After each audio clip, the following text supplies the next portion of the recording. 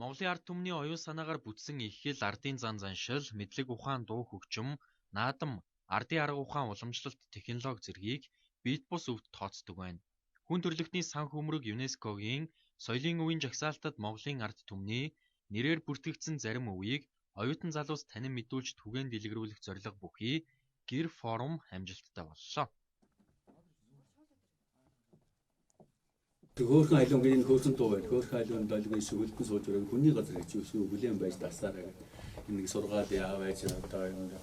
Тэгээд за томхон шиг уртын доноос одоо 90 бар харцаг бол одоо сайхан дуу штэ гэр хүн дуулж байгаа. Зээргэнтэй шилгээ сайхан дуу байна. Чингисийн 92 загалын тухай. За тэгээд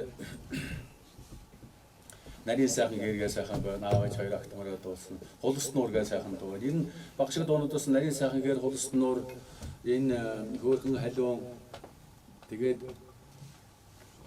зэргэнтэй шилгээд энэ дуунуудыг дуулж байгаа юм зүгээр. Өнөөдөр залуучуудын хувьд бол ерөнхийдөө ингээд мэддэггүй байсан юм а мэдээж аваад ингээд одоо өв соёл гэдэг ийм юм байна.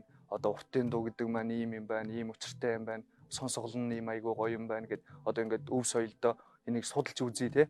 Одоо бүгд өнөөдрийн үзсэн 6 зүйлээ биш юм а гэд одоо энэ дотроос 10 ч юм уу 20 ч юм уу уртын дуу Монгол бүжиг ингээд сонирхоод үздэм үү гэсэн нэг ийм бодолтой гарч байгаа болохоор энэ айгүй өрөв хөөжтэй байна гэсэн. Одоо ерөнхийдөө адуу мал бас өөрийн гэсэн түмэс ийм том зүйлээр ингээд өдөржингөө Өв дархлаа залуус нэртэй гэр форумыг говьалтай Архангай аймгийн оюутан залуучуудын байгууллага хамтран зохион байгуулж Монгол улсын соёлын яам болон Монгол номуудыг цогцлбор дэмжиж ажилласан байна.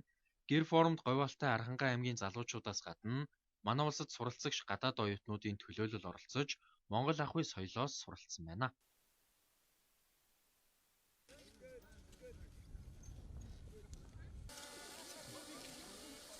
Энэ хөтөлбөрөд оролцоод тэгээд зөндөө юм мэдж авсан маш байртай байна.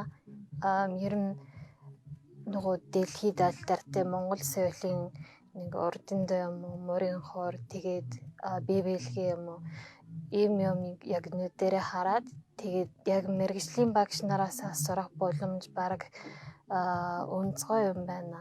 Тэгэл маш бахалгаж байна. Өв соёлын гэр форумд Монгол улсын соёлын гавьяа зүтгэлтэн галерейд Эрхэнбаяр, Монголын сайхан бичгтэн уран бичлэгийн багш Ариун Туяа, бит бус өвтгөгч Соёлмаа, цог бадрах зэрэг соёлын зүтгэлтнүүд өвлөв уламжлагчид урилгаар оролцож өв соёлоо залуусд таниуллаа. Мэдрэмжийг илэрхийлсэн илэрхийлэл гэдэг. Тэгээд маш нарийн торгон мэдрэмж илэрхийлсэн урдаг